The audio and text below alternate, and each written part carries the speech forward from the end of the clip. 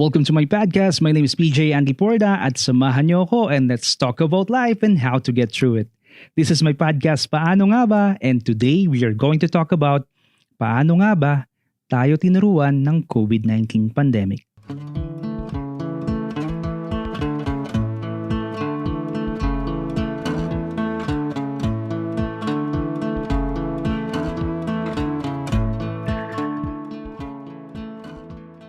This pandemic is far from over kahit na countries around the world are opening up their borders, easing restrictions and allowing businesses back to operation.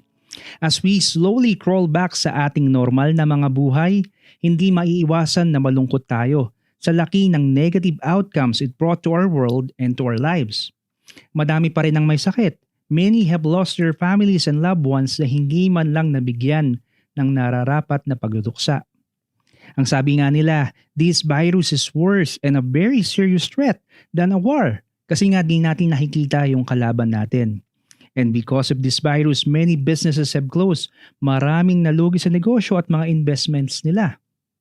A lot have lost their jobs at yung mga pinagkakakitaan nila and is now in deep financial trouble. The world is now in the brink of great recession or nandito na nga tayo marahil. But despite of all this coronavirus pandemic has highlighted some important life lessons. Kaya sa kabila ng lahat ng negatibong na idulot nito sa atin at sa ating mga buhay, huwag rin nating kalimutan yung mga bagay na iiwan sa ating paalala ng virus na ito. So paano nga ba tayo tinuruan ng COVID-19 pandemic? The first lesson that all of us must learn, and this is according to the study developed by Dr. Thani bin Ahmed Al Suyudi, UAE's Minister of Climate Change and Environment. He said, the first lesson we must learn is, if one of us falls, we all fall. If one of us falls, we all fall. Noong simula ng virus, ang akala kasi natin dahil malayo naman tayo sa China where the first case was recorded, di tayo maapektuhan nito. We thought it will be a virus, a sickness only going to affect limited geographic location and ethnicity. Problema nila yan. Yan ang akala natin at yan ang sabi natin noong una. But we are all witnesses on how dangerous this kind of mentality and attitude is. Many great nations ang pinaluhod ng virus na ito. Kahit na gaano pa kalaki, kayaman, ka-advance yung mga bansa, ay malaking epekto ang naidulot nito at malaking kawalan ang naranasan ng lahat. Even if it started in China, in terms of the number of cases as of today, China is nowhere in top 15 anymore. It is not there in the rank of countries with most cases of COVID-19. Many times we think other people's troubles are not ours, but this pandemic has taught us to get that out of our mindset and to think again, because the reality is our lives are all intertwined and we are involved in this journey called life. So the next time you hear that someone from some place is facing a problem and think that it does not concern you, remember that when the least of us is threatened, we are all at risk. Kaya dapat we must keep an open heart and an open eye for one another. Huwag tayong magbulag-bulagan at magbingi-bingihan sa pangangailangan at pinagdadaanan ng ibang tao. Gawin natin sa abot ng ating makakaya ang pagpapaabot ng tulong at pagpaparamdam na we are all in this together.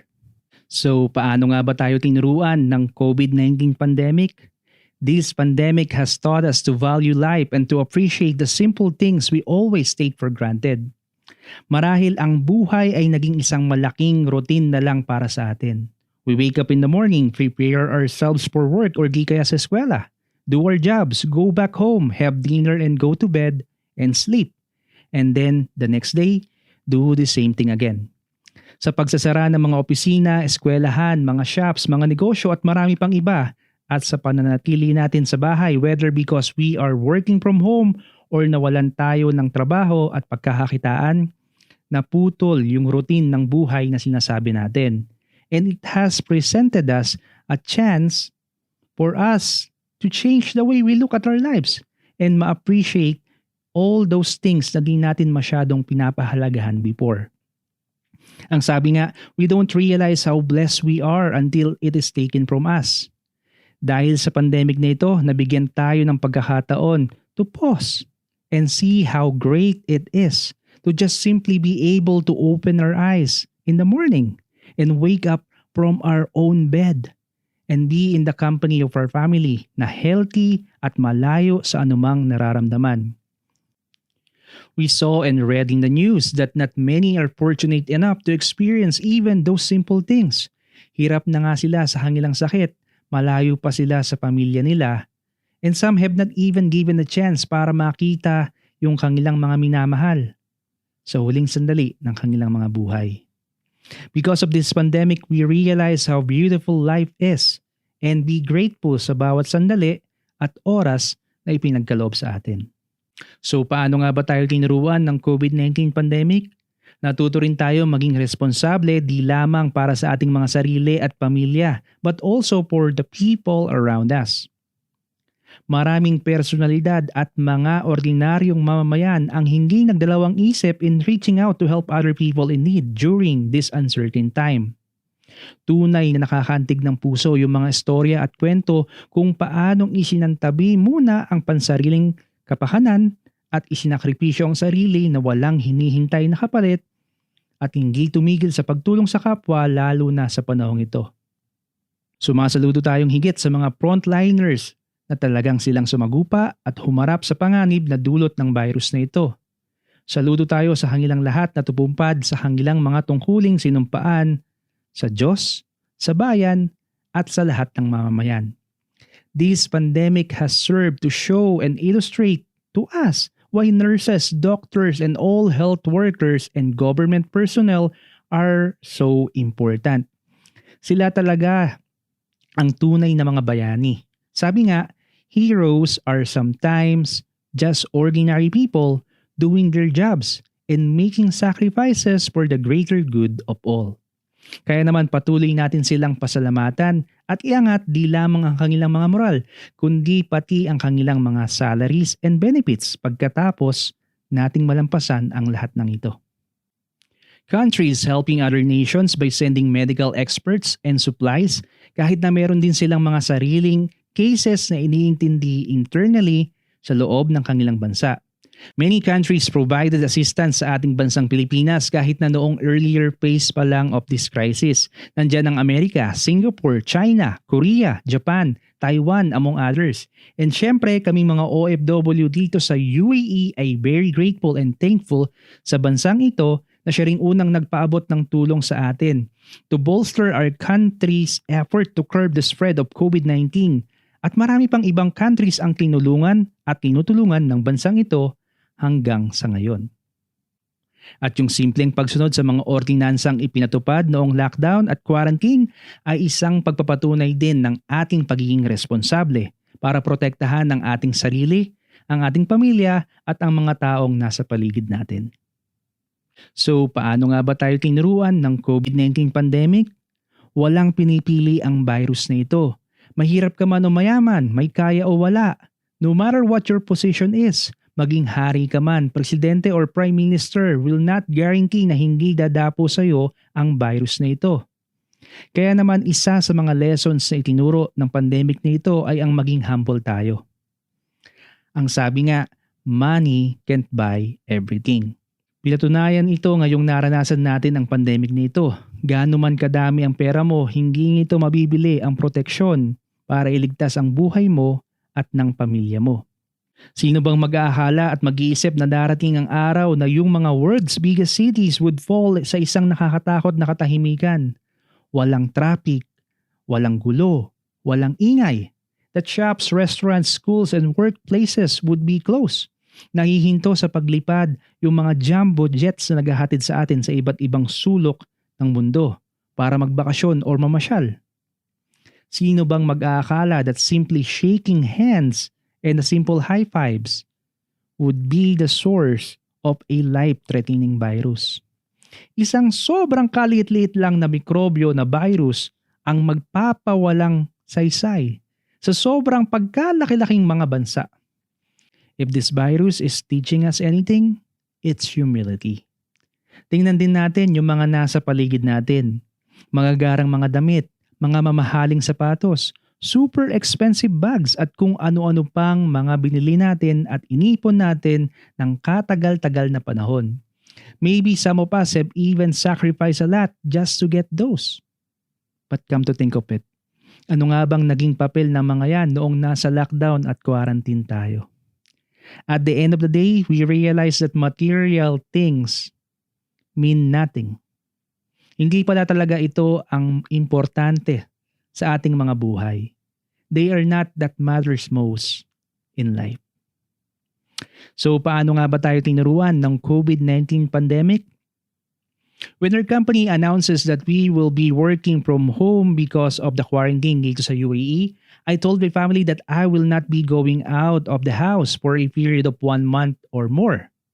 And sa bahay lang ako magwo-work. And I will be spending the whole day, weekday and weekends at home.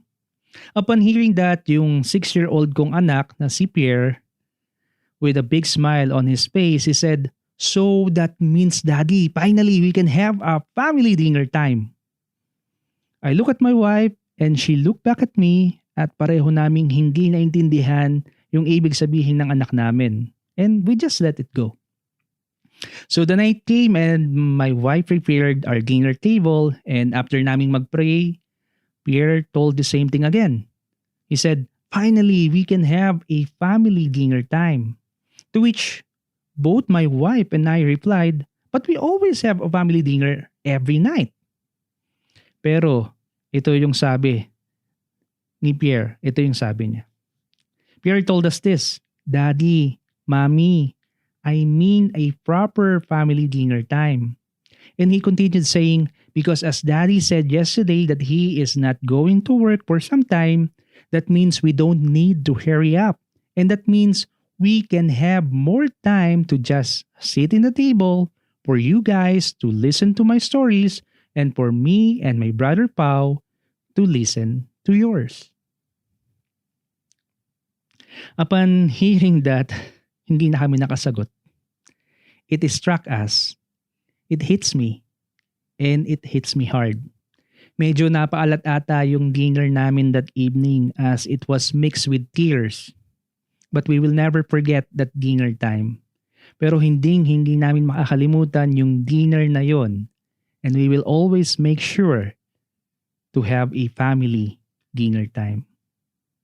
We've all been so busy all this time. We've all been rushing things. We've all been hurrying up.